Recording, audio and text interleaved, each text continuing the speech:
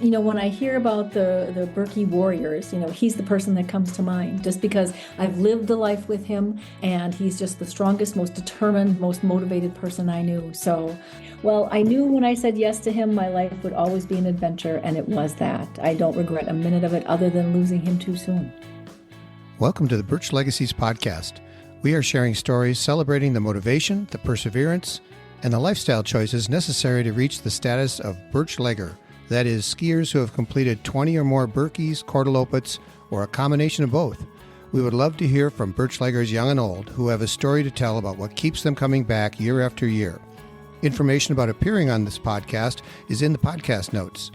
Hi, folks. Welcome back to Birch Legacies, and I am here with a very special guest today. Her name is Diane Berry, and she has a very special story to tell, and I'm so glad that she reached out to me, and I think you will be too. So, Diane, welcome to the podcast. Thank you for that kind welcome. So, Diane, tell us a little bit about you and why you wanted to appear on the podcast. It's a really cool story, I think. Well, I I was married to Terry Berry for 35 years, and I lost him in October, and I want to tell his story. Terry was all about the Birkie ever since I met him, and we met in 1988 at work. We were both social workers, and I was doing child protective services, and he was doing therapy with juveniles that were at risk of being placed outside the home. And I was struck immediately by what a kind person he seemed to be. So we worked together. 6 months later, we started dating. We were both single parents. And after we'd been, one of our first serious conversations about our relationship was how he was gonna have time for a relationship and still have time to complete his Birkie training, because that was his number one priority.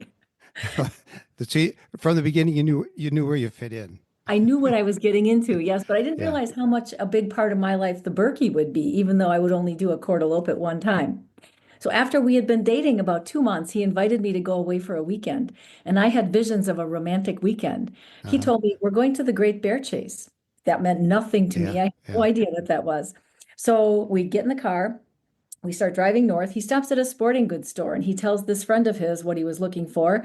The man went into the back room. Pretty soon he comes out and yells across the store at me, "Hey, Diane, what do you weigh?" Not something I've ever been asked in polite company at that volume, but Right, I wandered over and I gave him the information. I realize how important it is to know the weight of someone when you're buying skis, but I didn't know that's why we were there. right. I had never skied before. So an hour later, we left the store. I had skis, boots, poles, even long underwear. So we continued our journey north and ended up in Houghton, Hancock, and pulled into the hotel. And we met some of Terry's friends. He introduced me, and I said, "Oh, are they staying at the hotel too?" He said, "Yeah, we're all in the same room." Oh boy. What? So there were three Mikes, two Terrys, and a Dave, and me. So Okay. we check into this room, and there's a sign on every door that says "No waxing skis in the rooms." You know how Right. that is. Yeah. Well, we no sooner shut the door behind us, and the waxing benches come out, and the irons are plugged in, and I'm saying, What's happening here?" The TV is flipped on, and I'm thinking, "Okay, we'll watch a movie." Oh no, it was the Weather Channel all night long in case the temperature changed. So that was my evening. Oh wow. Not quite the romantic weekend I had in mind. The next morning, Terry had the idea he was going to teach me to skate ski in front of all of our roommates. And so I had lots of advice, lots of wonderful tips about what to do and what not to do. And I think I spent more time on my behind than on my skis. Yeah. But the pasty after the race was what made it all worthwhile. Yeah. Yeah. I've been to that race, and my son went to Michigan Tech for a year, and we did it Uh, that year. So yeah, what a great story. So where did you live at that time? we lived in Manitowoc, just south of Okay. Green Bay. Okay. And we lived there actually until 2012 when we moved. So to find snow, Terry would usually have to drive probably 45 minutes at least to get on snow. And one of the things we figured out was that we were going to have to make time for that. It would be a weekend day every day. And I didn't realize his plan at the time was that I would be skiing with him. But Okay. we spent every winter weekend skiing pretty much, both just north of us or in Sheboygan. They had a national forest there that had a lot of snow, or we would go up to Iron River, Michigan. He had a home up there. So we, again, skied every weekend. But the Birkie training isn't just in the winter, it's year round. Right. And so we Right. were, skiing, but also roller skiing. We were biking, we were hiking, we were running, we were interval training, doing weight work. And I was participating in all of that with him. Wow. Yeah. Kind of unbeknownst to myself at first, I just sort of got into it. My engagement present was a pair of rollerblades, um, which I love. They were hot Wow. pink. Yeah, there you go. So again, the following year, he entered me in a number of the races that he was doing, including the pre-Birkie and the Korteloppet. But a Wow. week before the pre-Birkie, I got a phone call from my doctor. Congratulations, you're pregnant. Okay. And my first question stunned him. I said, I'm scheduled to do a ski race. Would I hurt the baby? And he paused for a moment. I don't think he'd ever been asked that. And he said, no, the baby's about the size of a pea and he's well cushioned, so he should be fine. So I completed a very icy pre-Birkie. This would have been 1991, and a very wet, snowy Cordy. I think we got a lot of heavy, wet snow while I was skiing. And the son that I was carrying at the time just completed his 14th Birkie, and Wow. he's in the first wave. So something happened there. I think I did okay with that. Yeah, you did well. He had a great start. Yeah. That's amazing. Really, really interesting. We also had a daughter, Megan, and she just finished her first race, the Prince Haakon, on Friday, and Yeah, she did very well. And Terry had the kids on snow, on skis almost as soon as they could walk. We even built a cabin in northern Wisconsin so we could ski together as a family every weekend. But with two babies, we were training year round, but with two babies, most often I didn't go with him to the Birkie. sure. But, we were kind of focused on it, planning for it. He was sleeping on a gym floor. We were two social workers and didn't really have raising three Yeah. children, and it was just financially not feasible to do more. But we always celebrated the Berkey as a family when he would get back home. We'd have a big party, we'd have a big tray of lasagna, and he would tell us the play-by-play of his race, and Yeah. we'd hear all about it. So it was always fun and exciting. But Berkey training was always the focus of Terry's year and mine. Planning, Yeah. scheduling, registering, training, all those things. Wow. Um, Well, you just jumped right into it, didn't you? yes. Well, I'm just taken aback by the fact that you hadn't really planned on all that, and you just jumped in with both feet and did all the skiing, and did you get to? I mean, you must have enjoyed it. Otherwise, you wouldn't have kept doing it. Right. I did it. I loved it. I did about 2 years of it. And then when the kids came along, then it was a little more difficult. So I would go as support, but taking care of kids. And, we went to the Great Bear Chase every year, but going to the Berkeley was a little more complicated. So that he usually did by himself. But we still did a lot of skiing. We had a pulk that he would pull the kids in behind him. So again, we really Wow. incorporated skiing as a family. Yeah. Where did you build that cabin? It was 7 miles east of Eagle River. Hmm. We had about 7 acres of land. It backed up. It was right by the Anvil Trail, if you know where that is. I don't, but I've heard good things about that area for skiing, and you must have had good snow and Yes, so on. beautiful. Yeah, yeah, it's beautiful.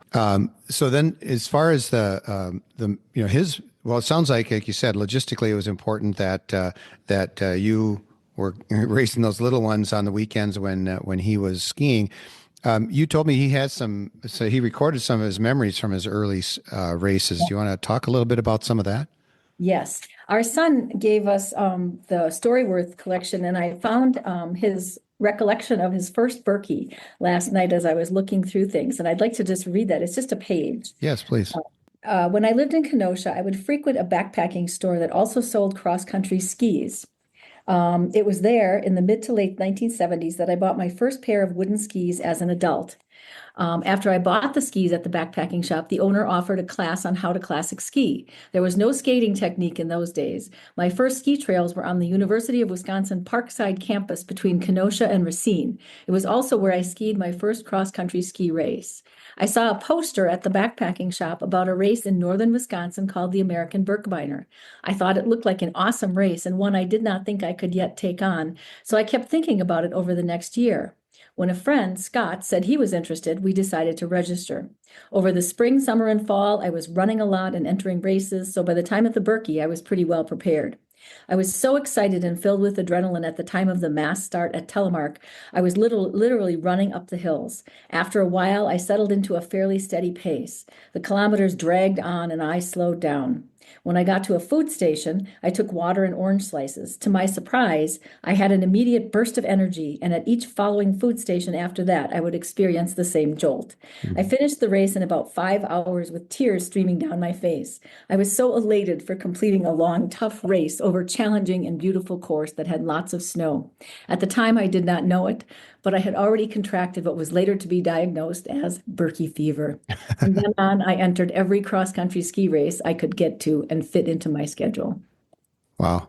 Wonderful. And that story worth is actually a cool thing for those listening and don't know that. Isn't that where you answer a set of questions for kind of your own Yes. memoirs, so to speak? Yeah. Yes. And our Yeah. son Ryan had bought that for us, and he could uh, uh, fine tune the questions so they were appropriate for us. So he's the one that came up with that question about the Berkey. Oh, good.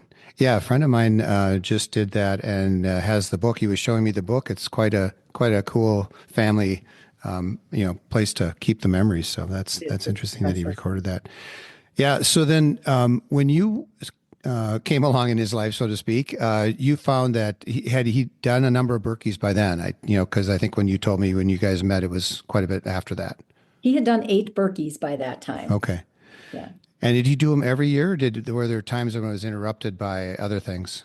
There were a few years he didn't do them. He had an illness in 1986. I don't know what it was. It's before I met him. We met in 1988, that he didn't do them, but he tried to do them every year. There were a couple of years it was canceled because of rain or poor conditions or no results, no snow. But otherwise, and then I think let's see, I don't want to skip too far ahead, but in 2022, he was scheduled to do his 40th Berkey. He felt terrible. We always would, but by this time we were living in Oregon and we would fly out on Thursday morning rather at the crack of dawn. Wednesday night he was feeling just terrible and I suggested, knowing he wouldn't take me up on it, that maybe we shouldn't go. He felt just awful. He said, no, no, no, I have to go. So he felt awful during the flight. Friday, things got worse. He wasn't able to eat. We had to go to the expo forum and pick up his bib. Friday night, I stepped in and said, you are not skiing tomorrow. You haven't eaten anything in 2 days. So the Hmm. next morning, Ryan took us to the Hayward Hospital, and Leah, Ryan's wife, took him to the start line. While Ryan was skiing, the hospital transferred Terry via ambulance to an Eau Claire hospital with a bowel obstruction. Oh boy. Which fortunately was able to be resolved without surgery, so his 40th waited until the following year. But he got back to training just as soon as possible.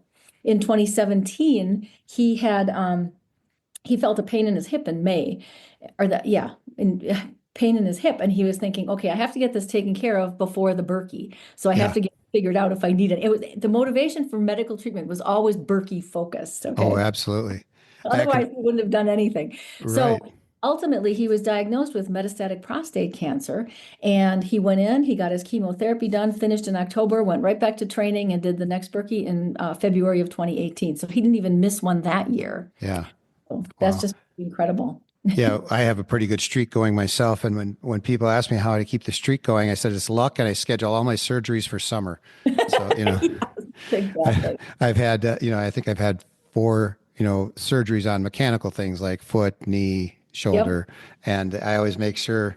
In fact, if I feel a twinge in September, I'm going, I've got to get in right now because if I Yep. get something taken care of, I can get back to the snow by Thanksgiving.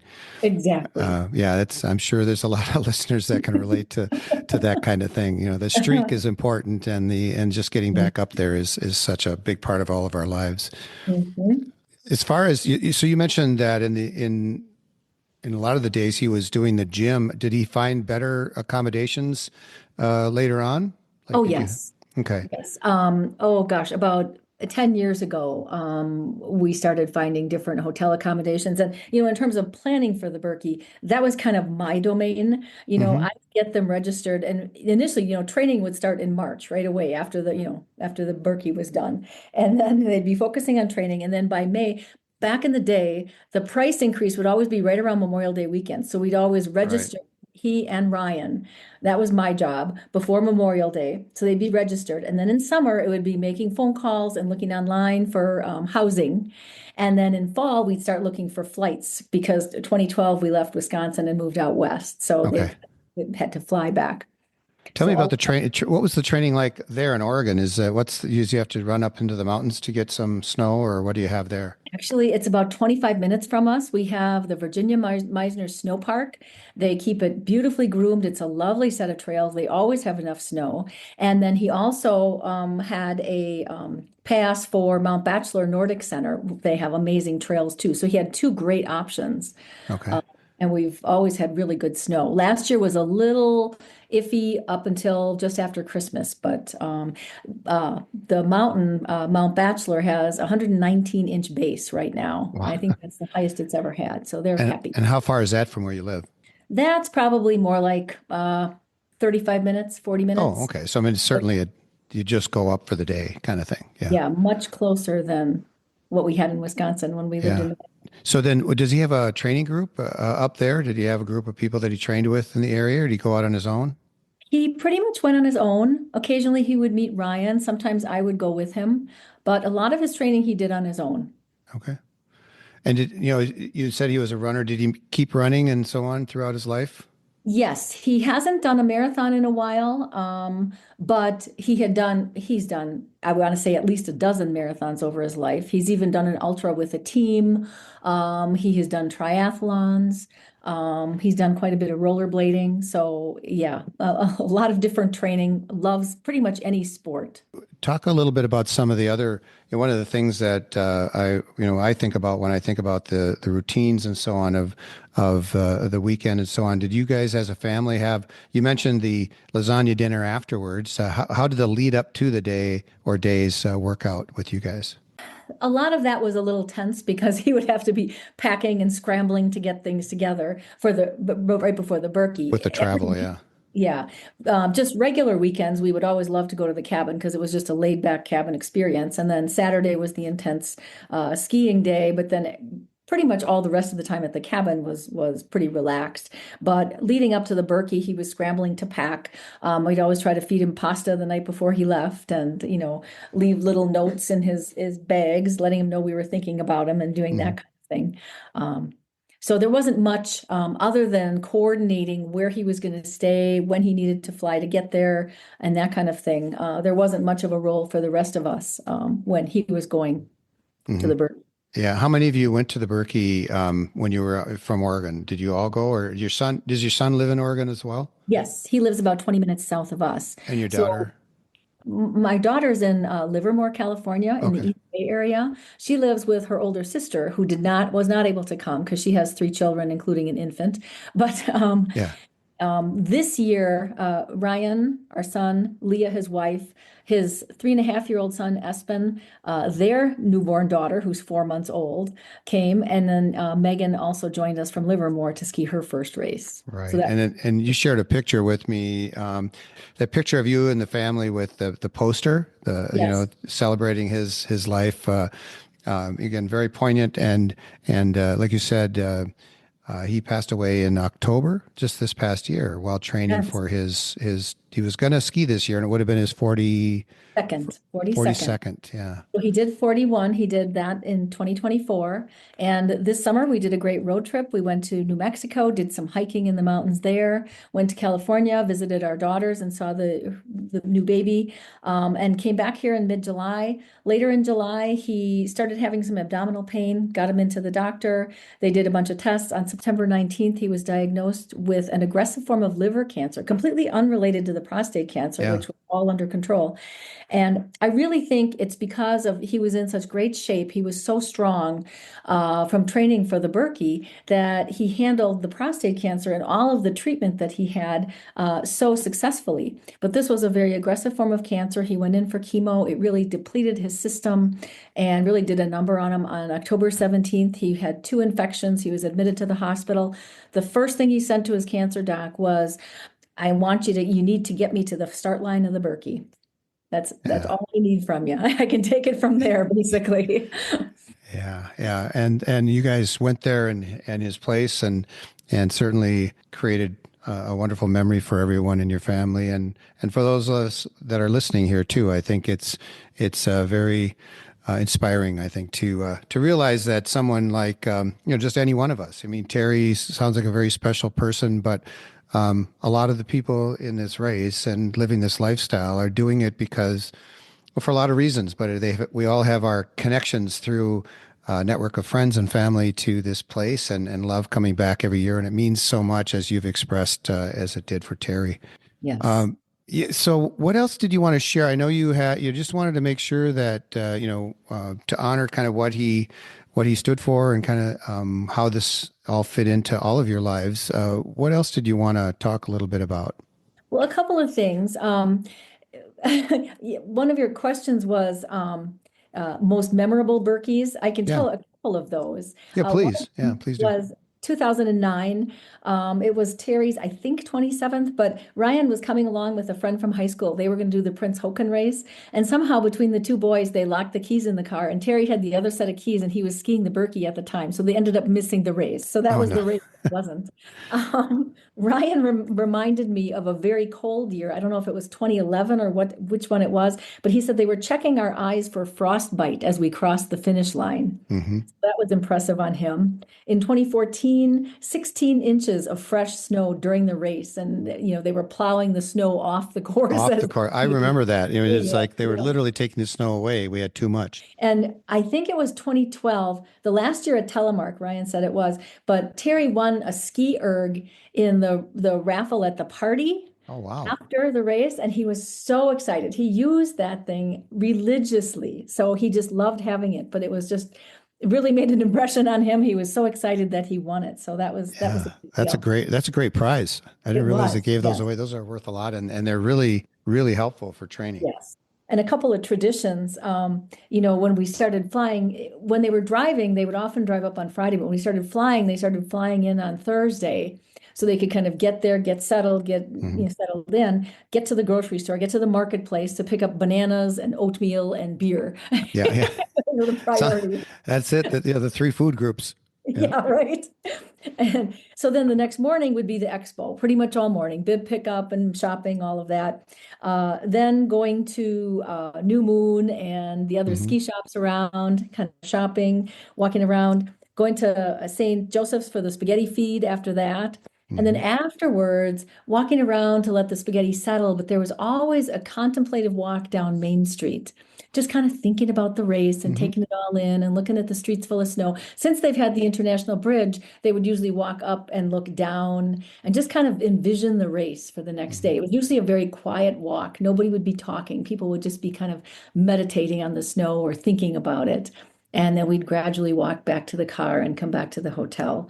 And then race morning, it was, oatmeal and bananas and, kind of scrambling, take a couple pictures. That was always at my insistence. Hmm. Um, and music, we always listen to WOJB, great radio station, and Yeah, always listen to the Birkie songs in the yeah, week before and in the car ride on the way in. And, those are all great traditions that we love to participate in. And, yeah. and Terry especially loved, Brian has his own playlist for his training, Okay. but Terry always loved the Birkie songs. That would get him going.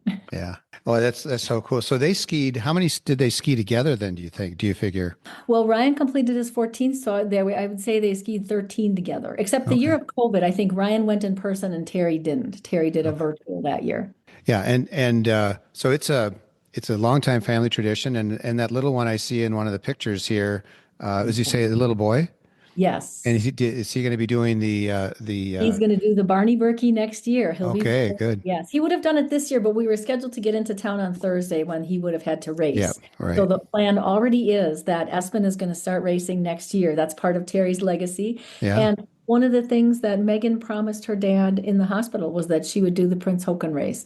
And so she showed up this year, and I suspect we may see her back as well. Yeah. Oh, that's so neat. My granddaughter did her first Barney Berkey this year. She's just turned 9 yesterday, but she was been skiing in Boston, and she had a great time doing it. Nice. So next year, she thinks she can move up to the 1.5K, Wow. the junior Berkey.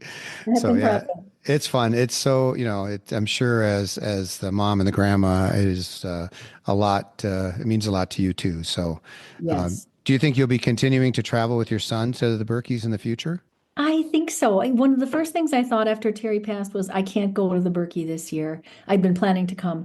And then as it got closer, I thought I really have to go. I have to go to honor Terry's memory. And the banner that you saw was designed by our daughter, Megan, who is a graphic designer by profession. So she put Mhm. that all together and used the warrior logo and all of those things, put it together beautifully. And I thought I have to be there as part of this. And just to honor him, he was the strongest person I've ever known. He was the epitome of a Birchlegger, a real Birkie warrior, and I had to go to honor him. So I suspect you may see me there again. Yeah, And and if you do, please look me up because I would love to connect with you and say hi and just show appreciation for carrying on Terry's legacy at the Birkebeiner. He was definitely a Birchlegger. I'm looking at the picture of him, and he's got the suit. yep. Oh, yeah. I mean, when we were buying gifts for him, he always wanted things related to the Birkie. So Yeah, yeah. that's Well, where in about 6 years, your son can wear that suit. that's right. Yeah. I already handed it to him. He's Oh, counted the good. days. Oh, that's really cool. That's And great. if I was able to ask Terry, if he had any regrets, I predict his one regret would be never getting that Spirit of 35 jersey. Anything else that you'd like to share, Diane? Well, I mean, we talked a little bit about Terry's legacy. Clearly, Ryan is part of that, and Megan and Espen will be next year. I suspect his sister Leva will be skiing at some point in the future. She's only 4 months old now, so Yeah. she has a ways to go, but I No suspect that pressure. right, continuing legacy. And, one of the questions was advice for aspiring Birkie skiers. Hmm. Train. And it's not what you do the month before or 2 months before the race. It's training through the year, building up the endurance and training in as many different sports, as many different ways, building up the strength, doing what you can all year long. And that's what Terry was so good at. He would focus on his food intake, how much protein, how much of this. He would focus on where his heart rate needed to be for training, what level it needed to be depending on age and physical fitness, focus on what he needed to train, what muscles he needed to work. Again, he has notebook after notebook after notebook where he would go through that every year. And so I've got a whole box of those notebooks. And I also put together this Birkie Times and Paces. I'm the computer person, so that's why Hmm. I did all the computer work. But just a list of all of his times and the pace and his checkpoints. And so he would always look at that. Initially, he'd write them all in a notebook and he'd have to rewrite them every year. I said, hold on, give me your notebooks. I put them all into a computer document. And so he was able to just look at that. And if you pay attention to that, you can see where you're going with it. Yeah. So look at it, pay attention to it, and train, train, train. Right. That's Well, thanks. Yeah. In fact, one of the things that you mentioned in there is the variety of things that you do. Like I think of kayaking and bicycling and just hiking and things like that. What were his favorite things to do other than skiing? Well, we loved hiking, we loved biking, we loved kayaking in the summer. He also liked snowshoeing in the winter. In Yeah. addition to, we'd ski and snowshoe on a weekend day Hmm. usually. So, and he did some roller skiing, but that he usually did without me. Yeah, again, that's great advice to just train, train, train, and it doesn't have to necessarily feel like training. It sounds like Terry was pretty fastidious about some of the things that he kept track of and so on, Yes, in a good way. But at the same time, you can just go have fun. You can yes, combine the kayaking with fishing, or yes, kayaking with exactly. just having a conversation with a friend because two kayaks are great. I like two kayaks better than one canoe because Yeah. it's easier to have a fair conversation. That's true. That's a good point. That's a good Yeah, point. And he yeah, often talked to me about classic skiing as just a walk through the forest.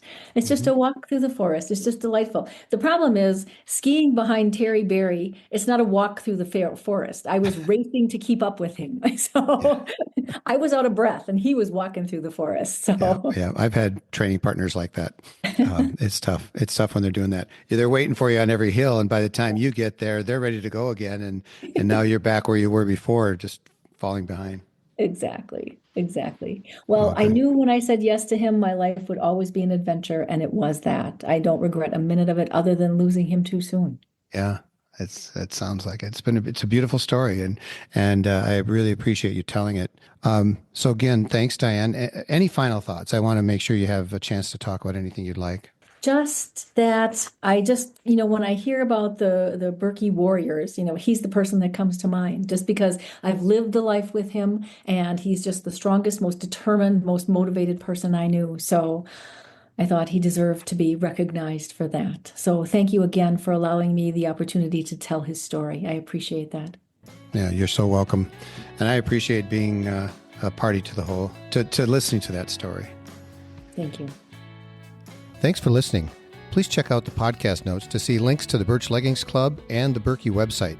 If you've skied a combination of 20 Birkies and or Korties, I encourage you to join the Birch Leggings Club.